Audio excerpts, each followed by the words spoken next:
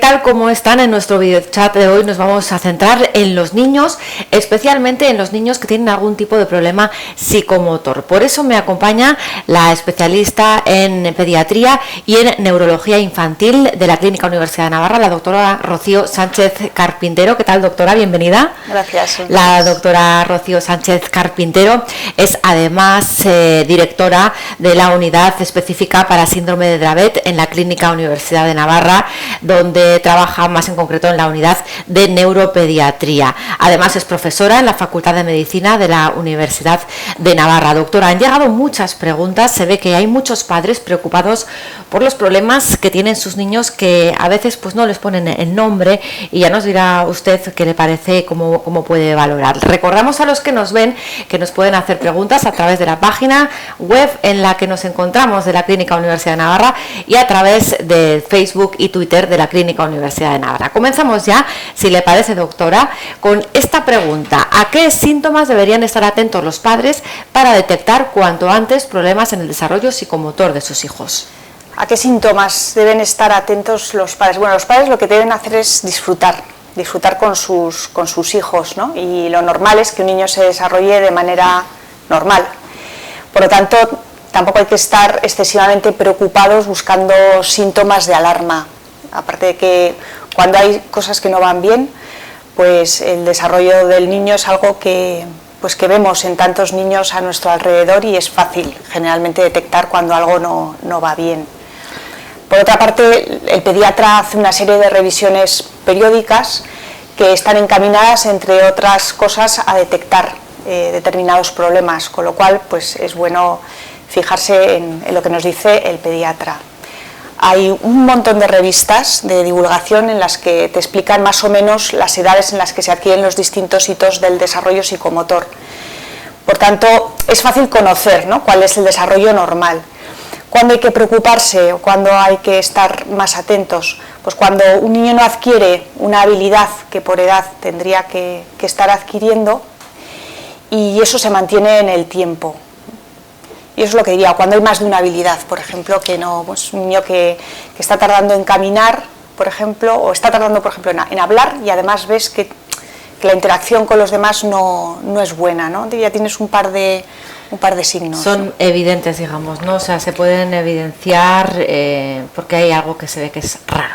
Pienso que sí, ¿no? Y luego además están las revisiones periódicas con el pediatra, y que esto también, pues, te hace detectar. Hombre, no hay que dejar de mencionarlas al pediatra cuando nos preocupan, ¿no? No hay que esperar a que él se dé cuenta sin que nosotros hayamos dicho nada, pero si las mencionamos es fácil. Ante cualquier señal, ¿verdad? Sí. Vale, vamos con la siguiente pregunta.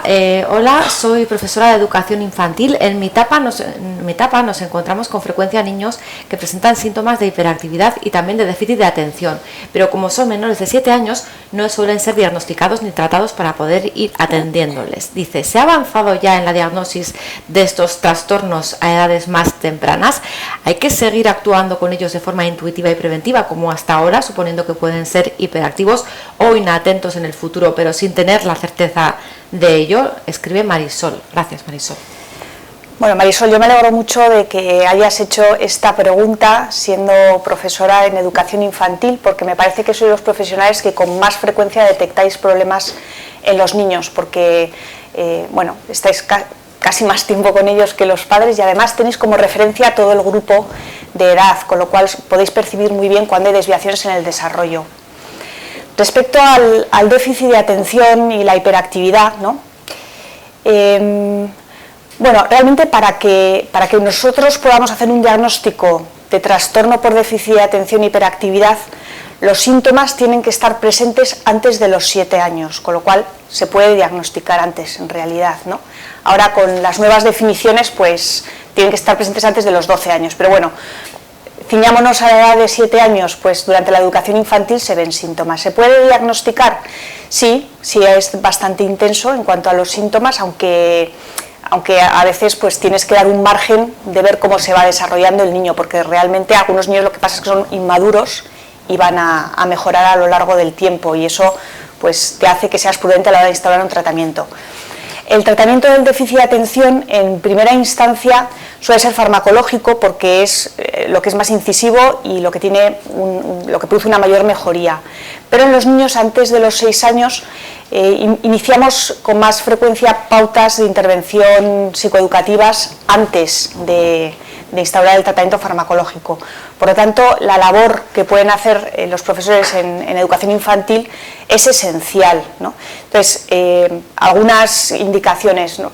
Pues como ponerle en un sitio donde tenga menos distractores, procurar que inicie y finalice las actividades sin sacarle otra más para hacer, que no tenga que elegir, ponerle con compañeros que sean un poquito más tranquilos, asegurarse a veces nombrándole de que está atento, ¿no?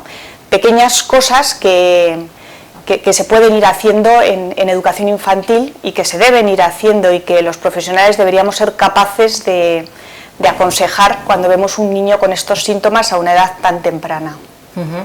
Buena respuesta para esta profesora de educación infantil, que tienen mucho que hacer este colectivo, ¿verdad?, en este asunto. Vamos con otra pregunta, doctora. Mi hijo de 4 años no para en todo el día, dice, desde las 8 de la mañana que se levanta hasta las 8 que se acuesta, ni siquiera para comer porque se levanta continuamente. En el colegio nos han dado varios toques de atención porque nos dicen que no es capaz de estar sentado más de 10 minutos seguidos. ¿Esto es normal, doctora? También pregunta, ¿se le irá pasando conforme crezca? Que a veces es la creencia de los padres, ¿no? Bueno, ya se le irá pasando, vamos a dejarlo pasar. ¿Qué le puede decir, doctora? Bien, pues es una pregunta que tiene bastante relación con la anterior, ¿no? ¿Se le puede pasar? Se le puede pasar, sí. También puede que no se le pase, ¿no? Entonces aquí lo que hay que hacer es iniciar una serie de medidas encaminadas a que él pueda estarse quieto más tiempo y atender mejor y ver si va mejor, ¿no? Y si se mantienen los síntomas y sobre todo si le interfieren con el aprendizaje, ¿no? Porque hay niños que no pueden parar 10 minutos quietos, pero los 5 que están quietos los aprovechan muy bien, ¿no? Y ves que van aprendiendo bien. Si los profesores lo que detectan es que le está dificultando el aprendizaje, entonces sí que es momento de consultar a un especialista, porque a estas edades se pueden tratar si los síntomas son muy intensos, pero es un caso como para verlo un especialista en trastorno por déficit de atención y hiperactividad.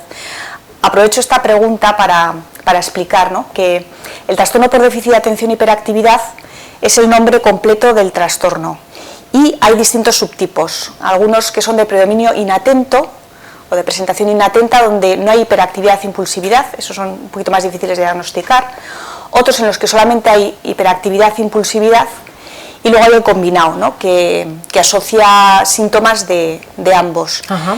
Entonces hay gente que dice, ¿cómo puedes diagnosticar a mi hijo de un trastorno por déficit de atención y hiperactividad si no es movido, ¿no?, si no es hiperactivo? Bueno, es porque es de la presentación inatenta. Claro, que hay veces que se asocia, ¿verdad?, a no parar, pero no siempre es así. No siempre es así. Lo importante para este tema es ver cómo en el colegio rinden, porque si rinden mal, ahí sí que tenemos un problema, ¿no? Efectivamente, si les repercute, ¿no? Tú puedes tener muchos síntomas de inatención, muchos síntomas de hiperactividad e impulsividad y funcionar bien. Eso no es un trastorno, claro, ¿no? El problema es si le repercute al menos en 2 ámbitos, en el colegio, en el académico, que es importante, pero también a lo mejor en las relaciones sociales o en casa, ¿no?, que no hacemos carrera con él por las tardes porque no conseguimos que coja los hábitos normales de un niño de esa edad. Que además llevan a la desesperación de los padres, ¿no? Muchos nos escriben desesperados. Efectivamente. Vamos con otra pregunta. Mi hijo tiene síndrome de Asperger, 33% de minusvalía, dice, su padre y yo nos estamos separando y ahora en el colegio tiene falta de atención. ¿Puede ser por la separación, pregunta, o está asociado al Asperger? ¿Qué libros son recomendables para ayudar a los padres o pautas en casa para adoptar? Igual es más fácil que le recomiende las pautas, ¿no?, directamente. Sí. Bueno, en los trastornos de aprendizaje se da con bastante frecuencia lo que nosotros llamamos comorbilidad, es decir, que se asocia más de un trastorno, ¿no?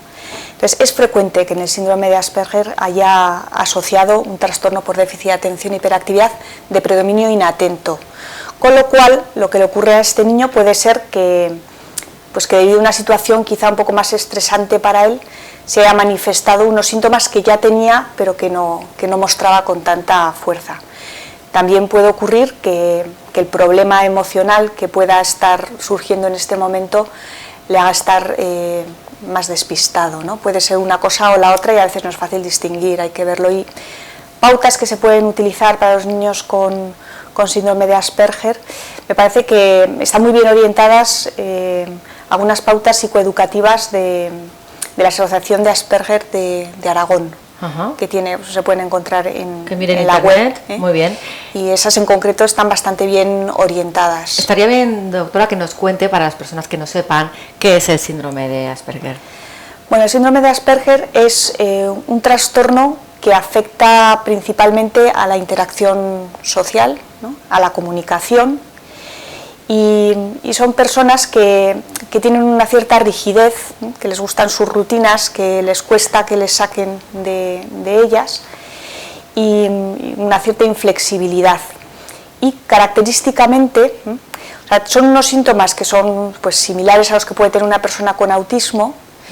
Se llamaba autismo de alto funcionamiento, porque tiene una capacidad intelectual normal, y se caracterizan por tener unos intereses llamados restrictivos, porque se centran mucho en esos intereses y pierden interés por otras cosas de la vida diaria, y tienden a acumular mucha información sobre determinadas cosas, ¿no? A veces tienen habilidades muy concretas que desarrollan mucho, pero luego el comunicarse con los demás, la flexibilidad, son aspectos en los que tienen más problemas. Aspectos sociales. Y en este caso, efectivamente, la separación de los padres le ha podido influir al niño. Sí, porque hay la creencia, ¿no?, que los niños con autismo tienen un problema con las emociones, para interpretar las emociones, ¿no?, y eso a veces lleva a pensar que ni sienten ni padecen. El problema es que no saben cómo expresarlas, pero en el fondo sí, pero también tienen una repercusión. Vamos con otra pregunta de un padre con un niño de síndrome de Down. Dice: ¿se logran mejoras si se estimula a mi hijo con síndrome de Down? Se logran mejoras, desde luego que se logran mejoras, ¿no? Esto fue el descubrimiento de que la estimulación temprana en los niños con síndrome de Dravet hacía que su evolución fuera muchísimo mejor. Fue un hito en la historia, pienso yo, del desarrollo psicomotor, ¿no?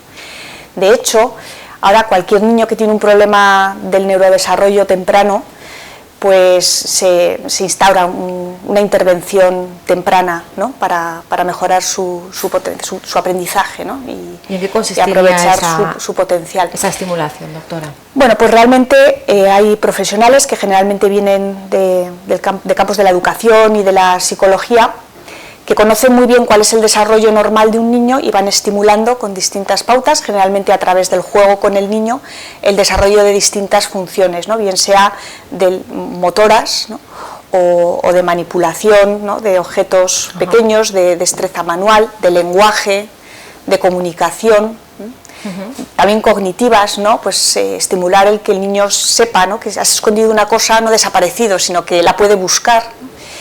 Y básicamente en esto consisten los programas de estimulación. Y supongo que sea un trabajo diario, ¿verdad?, para practicar en casa, vamos. Eso es una observación muy interesante, porque diariamente muchas veces no puedes llevar al niño a un profesional, pero hay muchos profesionales que lo que hacen es enseñar a los padres, y se ha visto en diversos estudios que la estimulación temprana realizada por los padres guiados por un profesional es tan eficaz como si la hiciera solamente un profesional día tras día, ¿no? Y la ventaja en casa es que puedes aprovechar las actividades diarias para ir fomentando todas esas habilidades. En cualquier momento, ¿verdad? Pero realmente tiene que ser una relación activa con los hijos. Y dentro de la familia, ¿no?, que eso siempre, pues, facilita el desarrollo del niño. Hablaba del síndrome de Dravet, también es un síndrome que afecta, pues, a un porcentaje, bueno, no despreciable de la población.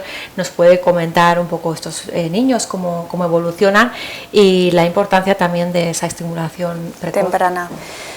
Los niños con síndrome de Dravet tienen inicialmente un desarrollo psicomotor normal, y lo que se inicia alrededor de los 4 o 6 meses es una epilepsia de muy difícil control, y a lo largo del tiempo se van estancando en la adquisición de habilidades. Por tanto, incluso aunque tengan un desarrollo psicomotor normal al inicio, si somos capaces de ir estimulando las distintas habilidades, le vamos preparando para intentar frenar un poco el deterioro, o si cuando ocurre, o más que un deterioro es un estancamiento, cuando ocurre este estancamiento les pilla también con un mejor bagaje, ¿no? Importante también. Sí. Pues vamos con más preguntas, doctora. Comentamos esta que nos ha llegado a la página web de la Clínica Universidad de Navarra. Mi hijo tiene ya 6 años y cuando se pone algo nervioso o ante desconocidos tartamudea al inicio de las frases. ¿Significa esto que tiene algún problema? Bueno, un problema pequeñito, diría yo, que significa, ¿no? El tartamudeo es algo que aparece en algunas personas, no sabemos cuál es el origen, y el hecho de que solamente lo realice en determinadas circunstancias en las que él quizá quiere hablar o se nota un poquito presionado, pues indica que en otras circunstancias puede hablar bien y por lo tanto es posible que sea algo transitorio, ¿no? En algunos casos es transitorio, o sea que yo espero que en este caso sea así, ¿no? Que los 6 años todavía es un poquito tarde ya, ¿no? Es más frecuente el tartamudeo transitorio entre los 3-4 años, cuando está haciendo la expansión del lenguaje, pero el hecho de que sea unas veces sí, otras veces no, pues no es como para preocupar, no es como si fuera habitualmente, incluso en casa, en un ambiente tranquilo, digamos, ¿no? Que eso también ocurre, ¿no? Sí, a veces ocurre con los también niños. Sería un tartamudeo que llamamos disfemia más severo, pero en sí el tartamudeo, el único problema que tiene es que la persona sepa convivir con él, o sea que no indica que haya un problema de desarrollo importante, ¿no? Puede ser en todos los ámbitos un fenómeno. No es algo que se pueda corregir si se detecta de forma, pues a los 3 años, cuando son niños, ese tartamudeo no se podría llegar a corregir para que en un futuro, cuando sean adultos, no lo tengan. No les interfiera. Se puede mejorar, a veces no se puede quitar del todo. Se puede mejorar y luego lo que pasa muchas veces con 3 años intervienes y se pasa, pero se pasa muchas veces no porque has intervenido, sino porque le toca ya pasarse, o sea, se pasa solo. A ver, no se sabe, ¿verdad? Hay técnicas de relajación y algunas técnicas que se puede dar a la familia, ¿no? Como dejarle siempre espacio suficiente para que pueda hablar, a veces ayudarle un poquito, otras veces dejarle, ¿no? Con paz que se pueda expresar y siempre tener en cuenta los turnos en la conversación. Importante, ¿verdad? Para que no llegue el nerviosismo y nos atropellemos. Eso es. A los mayores también a veces. Eso es. Vamos. Sí, doctora, ¿iba a decir algo más? No, yo estoy dispuesta para la siguiente pregunta. Pues sí, porque hemos recibido muchas preguntas, muchos padres que al final pues necesitan esa ayuda de un especialista que les diga las respuestas del porqué de los problemas de sus hijos. Es el caso de este internauta, dice: tengo una niña que nació hace 3 semanas y cuando la dejo en la cuna para dormir, así como cuando la cojo en brazos, arquea muchísimo la espalda y con bastante fuerza. El pediatra ha explorado y dice que está bien, pero que realmente es muy llamativo. ¿Puede tener alguna enfermedad grave?, dice. Bueno, quizá si lo ha visto el pediatra probablemente no tenga una enfermedad grave. El hecho de arquear mucho la espalda a mí me sugiere 2 entidades, ¿no? Una es la posibilidad de que tenga un reflujo gastroesofágico. Los niños tienen el esfínter, el cardias normalmente inmaduro y entonces con frecuencia les vuelve la comida del estómago hacia el esófago, eso les molesta, les irrita y la defensa que tienen ellos es arquearse hacia atrás. A veces hacen movimientos muy extraños y ceden cuanto le pones un protector gástrico y haces algunas medidas antirreflujo, como es acostarle con una inclinación en el colchón, ¿no?, de unos 30 grados. Ponerle un poco de almohada o así. Más que ponerle almohada, que le doblas un poquito y le puede presionar al estómago, es mejor ponerle unos tacos en la cuna, algo que sobreleve un poquito las patas de arriba, y entonces así, intentando que no se te escurra para abajo, que es lo que suele ocurrir. El otro problema, que ese es un poquito más serio, es la probabilidad de que tenga un trastorno del control motor, ¿no? A veces es una postura que adoptan los niños que tienen una parálisis cerebral. Entonces hay que mirar si el tono muscular es adecuado o no es adecuado en esa niña. Y bueno, ahí serán muy importantes los antecedentes, si el embarazo o el parto han sido normales o ha habido algún problema como un sufrimiento fetal o una prematuridad, algunas cosas que entonces ya tendríamos que hacerlo ver por un especialista, ¿no? Para buscar una segunda opinión, porque es algo que no es muy frecuente y que quizá un pediatra general pues inicialmente no detecte. Aunque es fácil que el pediatra lo tenga en la cabeza y piense: la siguiente vez que le veo, si sigue así, le mando a un especialista, vamos, ¿no? Sí, porque con 3 semanas seguro que no tarda mucho en volverle a visitar, ¿verdad? Sí. Vamos con otra pregunta. He oído hablar de la estimulación temprana. ¿Se puede realizar en niños? Temprana, porque se realiza en niños, ¿no? Sí, es lo que he comentado antes, ¿no? Una serie de pautas que ayudan al desarrollo del niño, que no tiene mucho sentido hacerlas en niños que no tienen factores de riesgo o patología. Si el niño es normal, no hace falta hacerle nada extra. Nada especial. Bueno, o sea, estamos todo el día haciendo cosas especiales con los niños y estamos todo el día estimulándoles. Y hay muchas cosas que son fruto del desarrollo habitual del niño y que no hace falta ni siquiera ensayarlas con él, Claro. ¿no? Para que las vaya aprendiendo. Solamente cuando hay algún problema, también porque hay niños, por ejemplo, niños que nacen con una parálisis cerebral, tienen un problema de movimiento que les impide otras actividades, ¿no? Y experimentar. Por ejemplo, un niño que está siempre tumbado, no ha experimentado nunca la postura sentado, su conocimiento se limita probablemente al techo de su casa, ¿no? Claro. Con la intervención temprana lo que haces es hacerle experimentar una serie de cosas que él, por su incapacidad de moverse o por su dificultad, no experimenta, y el cerebro no las recibe. Y como nosotros, es verdad que el desarrollo del psicomotor del ser humano está programado por una serie de genes, pero se realiza en interacción con el entorno, ¿no? Contando con el aprendizaje. Entonces, bueno, la estimulación temprana en niños con patología es muy importante. Claro. He hablado de niños con patología de parálisis cerebral. ¿Desde cuándo ya se puede detectar que un niño ha nacido con esta patología? Depende del grado y de la intensidad. Por ejemplo, un signo temprano de parálisis cerebral puede ser el uso de una sola mano.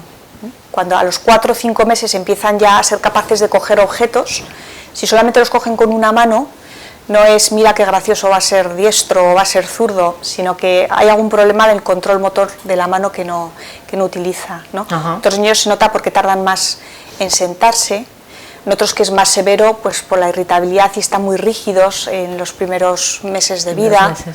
Y luego hay técnicas, pero que son más sofisticadas, no en cuanto a medios diagnósticos, sino la observación del movimiento espontáneo del niño. Un bebé de 3-4 meses tú lo dejas encima de una camilla, ¿no? O de una mesa, una cama, y sin chupete ni nada, lo observas y ves cómo se mueve. Los especialistas en neuropediatría, por determinados movimientos podemos detectar si va a haber un problema de control motor en el futuro. O sea, se puede detectar bastante temprano. Sí, bueno, hay pequeños movimientos circulares continuos que hacen los niños que están ausentes en los niños que van a desarrollar una parálisis cerebral.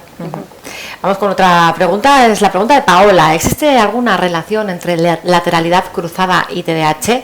Mi hijo tiene las dos cosas y está tratado por el TDAH con medicación. Para la lateralidad cruzada nunca le han hecho nada. Estaría bien, doctora, que comenzara a explicar qué es la lateralidad cruzada, y contestamos también a la pregunta de Paola. Muy bien, bueno, Paola, es una pregunta interesante porque el tema de la lateralidad cruzada surge con muchísima frecuencia cuando vemos niños en la consulta por problemas de desarrollo psicomotor y también con problemas de aprendizaje.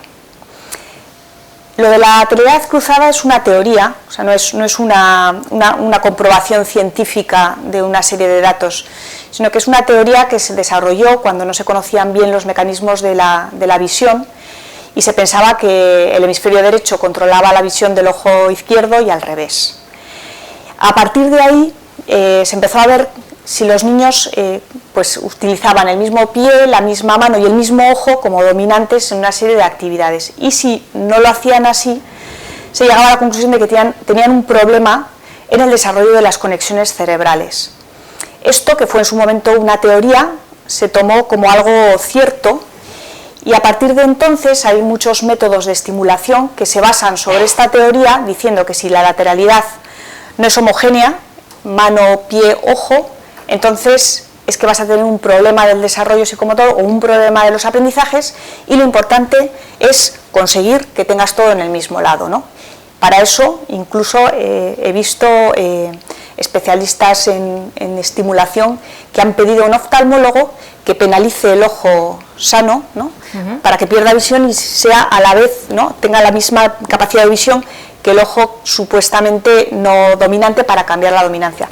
Eso es una aberración, claro, en concreto, ¿no? Hay que ir a la raíz, ¿no? Y todas las teorías de estimulación que se basan sobre la lateralidad cruzada pues no están recomendadas por ejemplo por la Academia Americana de Pediatría, porque no son estimulaciones mejores que otras. Lo que sí es cierto es que, así como el hecho de tener la lateralidad cruzada, según cómo la miden, ¿no? Que también hay problemas a la hora de medirlo con las técnicas, el hecho de tener la lateralidad cruzada no significa que vayas a tener un problema de aprendizaje. Ahora, si tienes un problema de aprendizaje, es más probable que tengas la lateralidad cruzada que si no lo tienes. Sí. Pero el problema no es la lateralidad cruzada, no es la lateralidad cruzada la que te produce el problema de aprendizaje, o sea que no es lo que hay que tratar, lo que hay que tratar es el problema de aprendizaje. O sea, lo que no se sabe es si el hecho de tener un problema en el cerebro, el que sea más bien sutil, ¿no? Porque un TDAH es un problema no muy grave, ¿no? Hace que, además de manifestarse con el problema de aprendizaje, también se manifieste con un establecimiento no del todo firme de la dominancia hemisférica. O sea, nosotros en general, si uno es diestro, tiene el lenguaje en el hemisferio izquierdo, ¿no? Pero hay personas que son ambidiestras, que pueden utilizar las dos manos, o que hacen la mayoría de las tareas con la mano derecha, pero chutan al fútbol con la mano, con el pie izquierdo, ¿no? Entonces, no es un problema tener la lateralidad cruzada, ¿no? Es digamos, una manifestación, ¿no? Sobre la que no hay que hacer nada. O sea, lo que hay que tratar es el trastorno por déficit de atención, o la dislexia, o el problema de coordinación motora, o lo que exista, ¿no? Pero no hay que empeñarse en lateralizar todo al mismo lado. Y una vez que se soluciona ese problema, digamos, que lo causa, ¿también se soluciona la lateralidad cruzada o no hay que darle más importancia? No, porque entre otras cosas no sabemos cuál es el problema que causa el déficit de atención, ¿no? Bueno, claro. Y la lateralidad cruzada no tiene que resolverse, ¿no? Es algo que está ahí y... Uno escribe, chuta y mira como puede. Exactamente. Y tiene que ser feliz con ello, me parece a mí. Porque hay otra persona que pregunta si podría tener problemas de desarrollo psicomotor. ¿Un niño de qué edad? Dice que tiene 3 años su hijo y que tiene lateralidad cruzada también. Bien. ¿Podría tener problemas de desarrollo psicomotor? Realmente pienso que con 3 años lo normal es tener la lateralidad cruzada porque no la tienes del todo todavía establecida, ¿no? Pues con 3, 4 años a veces todavía no sabes si eres diestro o eres zurdo. Yo no me preocuparía realmente, salvo que el niño tenga otros problemas u otros antecedentes, ¿no? Pues muy bien, muy bien. Están llegando más preguntas, doctora. Nos escribe esta persona, dice: mi hija tiene 13 años, toma Equasim, me gustaría saber cuál es la dosis que debe tomar, pesa 34 kilos, no sé qué patología tendrá. ¿Usted, doctora, tendrá un déficit de atención seguro, vale, porque es para lo que se toma el Equasim. Y bien, pues la dosis varía mucho, porque yo generalmente pongo una dosis inicial de alrededor de 1 miligramo por kilo, más o menos. Y normalmente suelo empezar por una medicación que dura 12 horas, que el único requisito que tiene es que los niños sean capaces de tragársela sin masticar. El Equasim dura 8 horas y la dosis inicial pesaba 30 y algo, 34 ¿no? 34 kilos. Yo le pondría 30 miligramos la vez primera, ¿no? Aunque también depende pues de algunas características de la niña que desconozco. ¿no? Le gustaría verla. Lo que sí que haría sería en un mes ajustarle en función de efectos secundarios y de eficacia, ¿no? Porque es un fármaco que se ve enseguida si es eficaz o no y si necesitas un poquito más de dosis o no. En un mes. Y a veces lo puedes completar con otra que dura solamente 4 horas, o dependiendo de las tareas te puedes proponer pasar a una de 12 horas, o sea...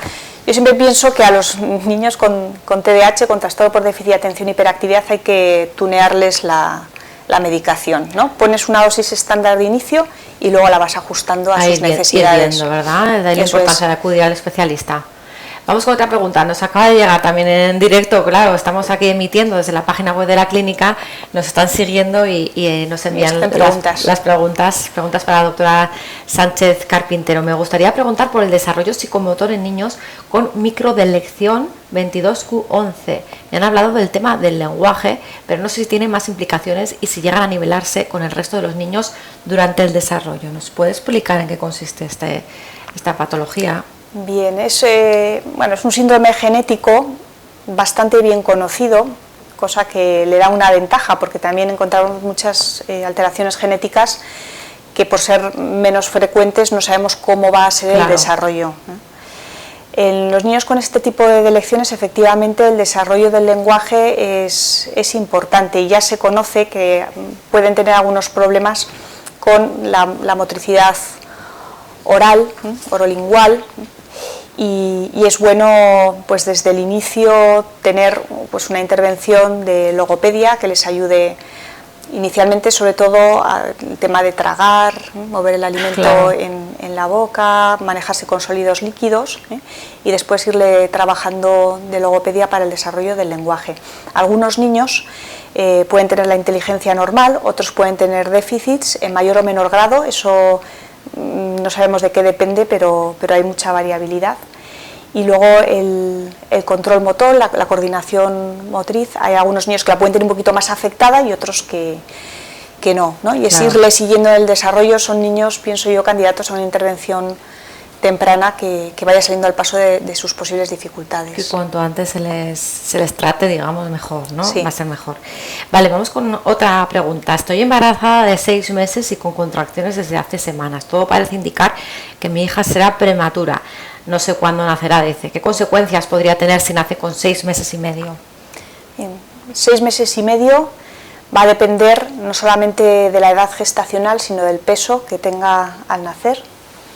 Los prematuros son muy frágiles, entonces también el hecho de ser prematuro es un factor de riesgo de desarrollo neurológico con algún problema, ¿no? Que pueden ser cognitivos o con bastante frecuencia del control motor y suelen afectar más a las piernas. Esto, lo digo, es muy variable. Va a depender también mucho de posibles complicaciones que tenga a lo largo de su inicio de vida extrauterino, ¿no? En el que hay que controlar un montón de factores de maduración de los pulmones, de respiración, que no coja infecciones, hay que vigilar si tiene o no tiene hemorragias cerebrales, o sea, es muy variado, ¿no? Es muy difícil hacer una predicción, ¿eh? Son niños de riesgo, aquí habitualmente los seguimos durante todo el desarrollo hasta los 2 años para asegurarnos de que no van surgiendo problemas y si surgen para hacer una intervención pronta. Lo que está claro que son niños, eso que hay que atenderles desde luego desde el inicio, desde que nacen, sí. ¿no? Pienso que tiene que tener un seguimiento. Cuanto más tarde nazca mejor, ¿no? Supongo desde también. Luego, y cuanto más gordito también mejor. A ver si es verdad. Vamos con otro email. Mi sobrino de 9 meses ha sufrido este invierno una meningitis que le llevó a estar en la UCI. Tememos que se le queden secuelas. El niño todavía no anda, claro, 9 meses todavía es un poco pronto, ¿verdad? Y sí que observamos cierto despiste. Bien. ¿Qué le puede decir a esta persona?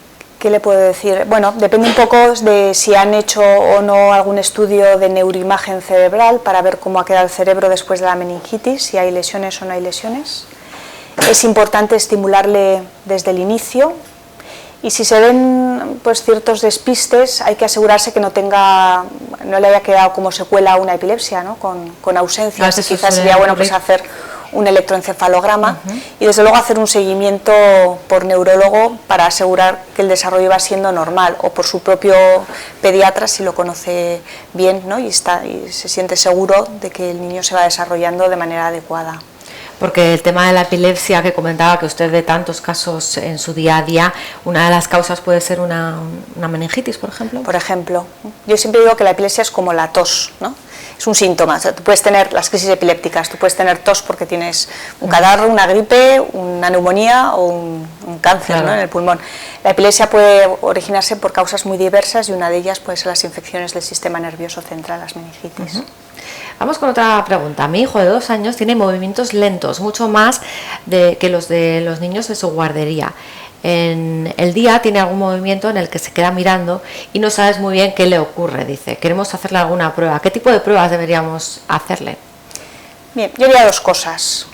Primero, una visita a un neurólogo infantil donde pudiera hacer una buena historia y ver, ¿no? Esos momentos en los que se queda como mirando y parece que está despistado y no se sabe ¿no? si hay alguna otra pequeña manifestación, algo que nos ayude a distinguir si hay ausencias, ¿no? De nuevo un tipo de crisis epiléptica, o si realmente pues, el niño está despistado, ¿no? Que los niños, lo que llamamos las ensoñaciones, ¿no? Que se quedan mirando a un punto y no sabes en qué están. Y luego si se le nota más lento en los movimientos, yo creo que merece la pena hacer una buena exploración neurológica y del desarrollo psicomotor, ¿no? Y ver si realmente sigue los parámetros normales o no. Importante. Han diagnosticado autismo a mi hija de 3 años. Aparentemente parecía que era una niña normal, pero en el colegio nos avisaron de que algo no marchaba bien. ¿Qué síntomas ofrecen estos niños? Dice esta madre o padre, no lo dice. ¿Y qué tratamientos existen? Bueno, los síntomas van también por la vía de los problemas en la comunicación, la interacción social. Son niños que les cuesta un poquito más mirar a los ojos cuando hablan, o por ejemplo compartir algo que les gusta, ¿no? Un niño de año y medio a lo mejor ve un perro, ¿no?, y lo señala y dice guau guau, ¿no? Y no solamente lo señala y dice, sino que además mira a su madre o a su padre como diciendo, ¿has visto?, ¿no? O sea, cuenta con que la mente del otro está en lo mismo que la suya. Un niño con autismo eso le cuesta mucho, no tiene esa atención compartida, esa atención conjunta. Les cuesta a veces el uso funcional de los objetos, ¿no? Pues a lo mejor le das un peine y en vez de peinarse o hacer como que peina la muñeca, pues se queda muy entretenido tocando las púas, ¿no? O le das un cochecito y en lugar de pues hacerlo correr o aparcarlo, hacer como que le pone gasolina, pues se pasa ratos, ¿no?, dando vueltas a las ruedas, fascinado, o por la puerta que se abre o se cierra, ¿no? Se fijan en detalles pero no hacen un uso funcional. Y les suele costar también el juego simbólico, ¿no?, ese juego que realizan los niños pues con las cocinitas, ¿no?, y hacen como que le dan de comer al muñeco y que le enseñan no sé qué, o hacen como que limpian como su madre, ¿no? No les cuesta también sacar este tipo de juego, y luego la interacción social, que se nota que no hay esa reciprocidad. ¿A qué se debe, doctora? En el autismo, bueno, estamos todavía estudiando las causas, ¿no? Se ve que hay a veces pequeñas malformaciones parcheadas en el cerebro que se han descrito recientemente, en otros hay problemas genéticos, ¿no?, que son los que lo ocasionan. Parece que tiene un origen multifactorial, ¿no?, genético y ambiental, pero no se conoce una sola causa, ¿no? Cuando dicen es la dieta, son los colorantes, eso no.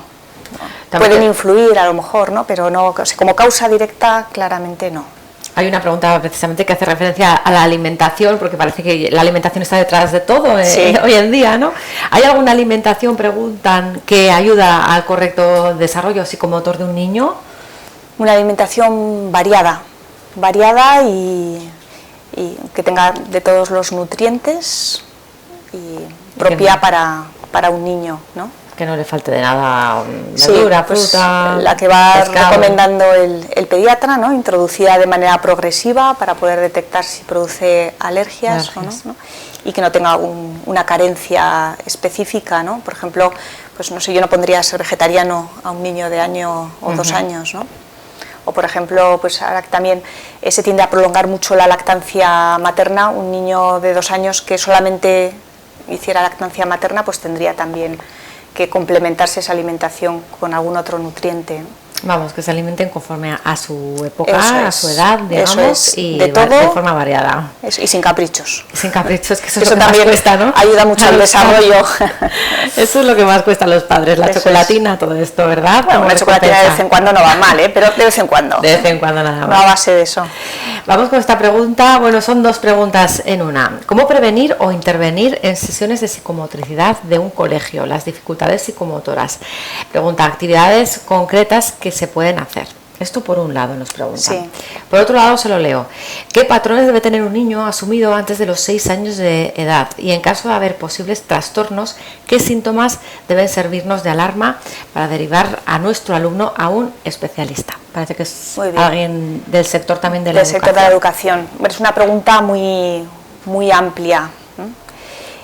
Tampoco tenemos mucho tiempo, doctora, ¿eh? Bien, pero bueno, pues tratemos de resumir. En el niño entre 3 y 6 años, gran parte de su desarrollo implica psicomotricidad, ¿no?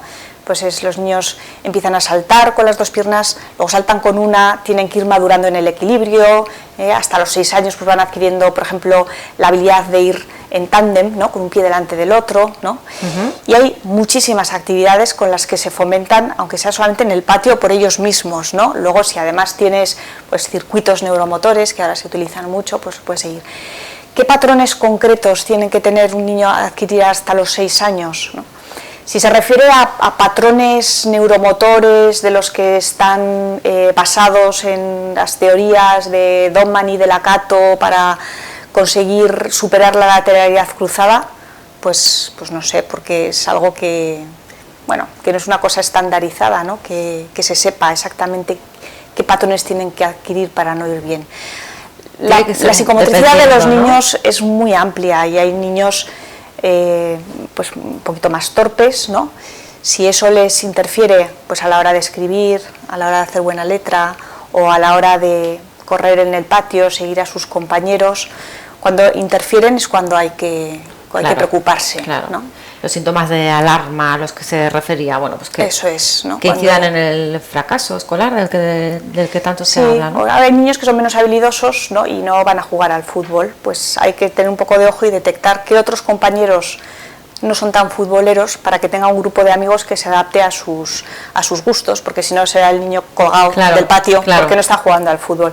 Pero el problema en sí no es la falta de coordinación, ¿no? Porque no van a ser todos futbolistas, es el conseguir que socialice bien, y que eso no le suponga a él un problema. Y ahí lo que tienes que tratar no es la coordinación motora, ¿no? Sino buscar las relaciones sociales, ¿no? Buscarle un poco donde puede encajar mejor, ¿no? Que como se suele decir, cada niño es un mundo y desde luego en este tema se ve más que nunca, ¿no, doctora? Exactamente. Pues doctora, ya vamos a terminar. Hemos tenido ya bastantes preguntas en este videochat que hemos emitido en directo desde las 11 de la mañana en la Clínica Universidad de Navarra y a través de la página web de la Clínica Universidad de Navarra. No sé si quiere por último dar algún consejo a todos esos padres y madres que están preocupados por algunos de esos problemas, unos más graves, hemos visto otros pues más del día a día que les puede pasar a cualquiera. Yo quiero agradecer las preguntas que se me han hecho porque me parece que son muy interesantes y muy relevantes. Lo segundo que quiero decir es que no hay que estar preocupados, ¿no? En niños que se desarrollan normalmente y luego animaría a la gente a consultar a un especialista en el momento en que haya una preocupación que se mantenga a lo largo del tiempo, porque a veces sales de dudas, te quedas tranquilo y el niño sigue su vida normal, ¿no? Y se quita la ansiedad que pueda surgir en la familia. Y otras veces haces una pequeña intervención que también relaja a todo el mundo y a veces con esa intervención resuelves el problema, ¿no? Y si es una cosa seria, pues la detectas y puedes avanzar más en el estudio. Importante, doctora. Pues muchísimas gracias. De nada. Doctora Rocío Sánchez Carpintero, especialista en pediatría y neurología infantil de la Clínica Universidad de Navarra, por contestar a todas las preguntas. Gracias. Y a ustedes también por participar en este videochat. Que tengan un buen día. Adiós.